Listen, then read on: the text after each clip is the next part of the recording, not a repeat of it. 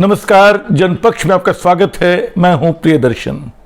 दोस्तों, लेह और लद्दाख में इन दोनों जो कुछ हो रहा है वो दुर्भाग्यपूर्ण है। लद्दाख को हम एक सुंदर जगह के रूप में जानते हैं, उसको उसकी बौद्ध शांति के लिए जानते हैं, उसको उसकी प्राकृतिक सुषमा के लिए जानते हैं। लेकिन बुधवार को लद्दाख जलता रहा।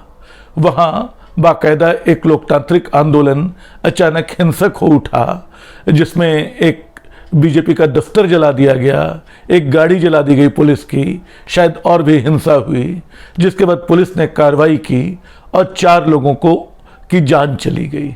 ये नौबत क्यों आई? लद्दाख तो ऐसा नहीं था। लद्दाख को ऐसे उबलते हुए, लद्दाख एक ठंडा प्रदेश है, उसको ऐसे उबलते हुए पहले किसी ने नहीं देखा। लेकिन ऐसा क्यों हुआ? क्योंकि लद्दाख में पिछले कई दिनों से, बल्कि उसको आप कुछ सालों से कह सकते हैं, एक लोकतांत्रिक आंदोलन चल रहा था जिसकी लगातार सरकार उपेक्षा करती रही। सोनम वांगचुक के नेतृत्व में चल रही इस आंदोलन की बस इतनी मांग थी कि लद्दाख को अलग राज्य का दर्जा दिया जाए, पूर्ण राज्य का दर्जा दिया जाए और उसको 6ठी अनुसूची में शामिल किया जाए, ताकि वहाँ की प्राकृतिक धरोहर, ताकि वहाँ की संस्कृति सुरक्षित रह सके, वहाँ बाहरी हाथ का कब्जा न हो, वहाँ उद्योग और विकास के नाम पे उसके पर्यावरण को खतरनाक नुकसान न पहुँचाया जा सके। इतनी छोटी सी मांग थी और कई वर्षों से सोनम वांगचुक कभी दिल्ली आए, पैदल चल के दिल्ली आए, उनको लौटना पड़ा। एक बार उनको अनशन करने से रोका गया। इस बार वो आमरण अनशन पे बैठे थे और जब लगा कि सरकार सुन नहीं रही है, दिल्ली पे इल्ज़ाम है कि वो ऊंचा सुनती है। जब तक कोई बड़ा धमाका न हो, जैसे सुनाई नहीं पड़ता है, बल्कि कई बार ये देखा गया कि उसको आग तक दिखाई नहीं पड़ती है। मणिपुर 2 साल जलता रहा, लेकिन केंद्र सरकार ने अलग से कुछ किया हो याद नहीं आता है। 2 साल बाद वहाँ ज़रूर प्रधानमंत्री गए। खैर, हम लद्दाख में आए। लद्दाख में लगातार एक लोकतांत्रिक आंदोलन की उपेक्षा हुई और उसके बाद जब हिंसा हुई तो उस लोकतांत्रिक आंदोलन के नेता को, जो लगातार अपने अहिंसक प्रयोगों के लिए जाना जाता रहा है, सोनम वांगचुक को साजिशकर्ता करार दिया गया। कहा गया कि ये अशांति भड़काने की साजिश कर रहे थे। उनके भाषणों के चलते ये हिंसा फैली। कितना सपाट बयान है। सरकार यहीं तक नहीं रुकी। जब ये आंदोलन चल रहा था, सरकार ने एक सीबीआई जांच बिठा दी थी और आज ही उस जांच के नतीजे के तहत जो फॉरेन कंट्रीब्यूशन रेगुलेशन एक्ट है, FCRA, उसके तहत मिलने वाला लाइसेंस उसका रद्द कर दिया गया। इस लाइसेंस से विदेशी चंदा आता है। सोनम वांगचुक ने हालांकि कहा कि कई रकम को जो विदेशी चंदा बताया जा रहा है, असल में वो उनके हिस्से का, उनके काम के हिस्से का पारिश्रमिक है। उन्होंने जो सर्विस दी है उसका भुगतान है। लेकिन हम इस पे नहीं आते हैं। अचानक ये सीबीआई जांच, अचानक इस तरह की कार्रवाई, जैसे इस सरकार का स्वभाव रही है। अब तक वो विपक्षी दलों पे, विपक्षी नेताओं पे ये काम करती रही थी, सोशल एक्टिविस्टों पे भी ये काम किया गया। अब उसकी जद में वो आदमी आया है जो लंबे समय तक सरकार के साथ रहा है।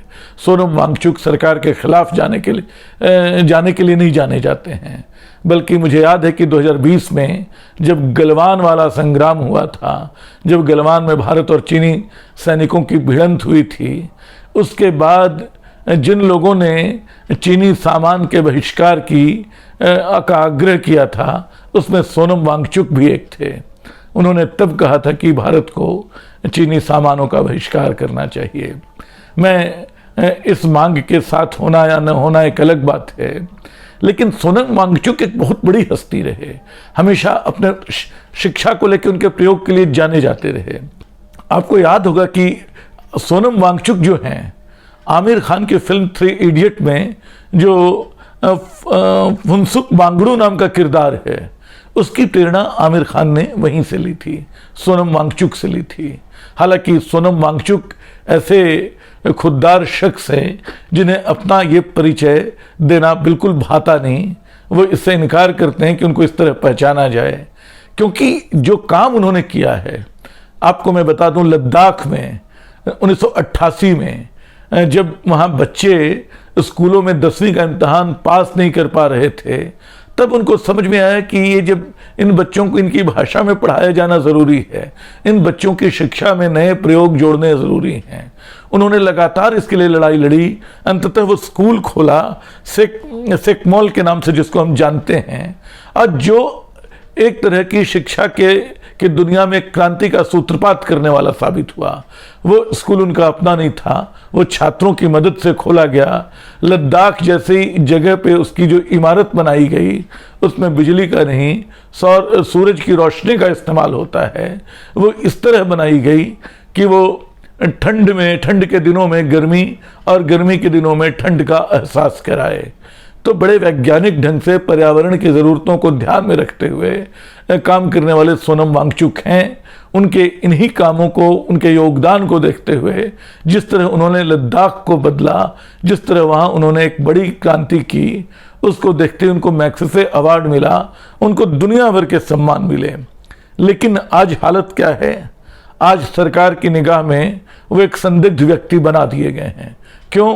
क्योंकि उन्होंने एक लोकतांत्रिक आंदोलन शुरू किया, क्योंकि उस आंदोलन की उपेक्षा की वजह से वहाँ एक हिंसा की शुरुआत हुई और सरकार ने बड़ी आसानी से उनको जिम्मेदार ठहरा दिया। सोनम वांगचुक ने कहा है कि वो झुकेंगे नहीं, संभव है कि उनको गिरफ्तार कर लिया जाए, इस गिरफ्तारी से वो डरते नहीं हैं। लेकिन मुझे तो लगता नहीं है कि सरकार उनको गिरफ्तार करेगी, क्योंकि सरकारों को भी पता है कि आज़ाद सोनम वांगचुक उनके लिए कम खतरनाक है। सोनम वांगचुक अगर कैद में होंगे तो उनके लिए ज़्यादा खतरनाक, ज़्यादा मुश्किल में डालने वाले साबित होंगे। लेकिन लद्दाख का क्या होगा? सरकार ने जिस तरह की कार्रवाई की है, उससे यही समझ में आता है कि लद्दाख को लेकर वो ज़रा भी फिलहाल संवेदनशील नहीं है। हाल के वर्षों में लद्दाख असल में पहले जम्मू कश्मीर का हिस्सा हुआ करता था। तब भी कभी वहाँ अलग केंद्र शासित प्रदेश बनाने की मांग हुई थी। लेकिन आज उस केंद्र शासित प्रदेश की जो हालत है, उसको देखते हुए केंद्र से लद्दाख का गुस्सा लगातार बढ़ रहा है। उसको लगता है कि इसका अलग राज्य हो, इसकी अलग विधानसभा हो और वो अपने ढंग से अपने यहाँ आने जाने वालों को नियंत्रित कर सके, वो अपनी संस्कृति, अपनी प्राकृतिक धरोहर की रक्षा कर सके। इतना इंतज़ाम होना चाहिए। ये कोई बेजा मांग नहीं है। हो सकता है इससे विकास नाम की कि उस खेल में कुछ बाधा आती हो, जिसमें बड़े बड़े कारोबारियों का फायदा होता है, जिसमें सरकारों का फायदा होता है, जिसमें बहुत सारा पैसा इधर से उधर होता है। लेकिन इसके अलावा लद्दाख का कोई फायदा हो, ये ध्यान में नहीं आता। लेकिन इस आंदोलन को लेकर सरकार का रवैया जो है, इस आंदोलन पे सोनम वांगचुक को लेकर सरकार की जो कार्रवाई है, वो बिल्कुल अभी हैरान करने वाली है। हो सकता है सीबीआई जांच में कुछ गड़बड़ियां निकली हों, हो सकता है कुछ खातों में कुछ रकम इधर से उधर हुई हो, एक बहुत बड़े लेन देन के मामले में ये संभव है। लेकिन क्या हम सोनम वांगचुक के इरादों पे शक कर सकते हैं?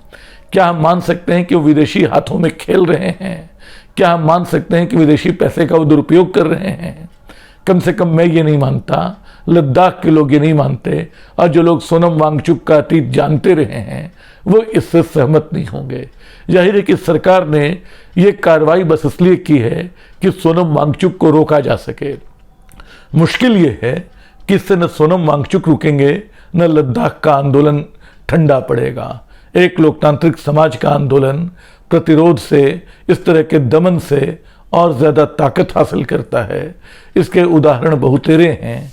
फिलहाल हम उम्मीद करें कि सरकार का विवेक जागेगा और सोनम वांगचुक को लेकर वो ज़्यादा संवेदनशील रुख अख्तियार करेगी, लद्दाख की वैध मांगों पे विचार करेगी, एक लोकतांत्रिक प्रक्रिया की शुरुआत करेगी।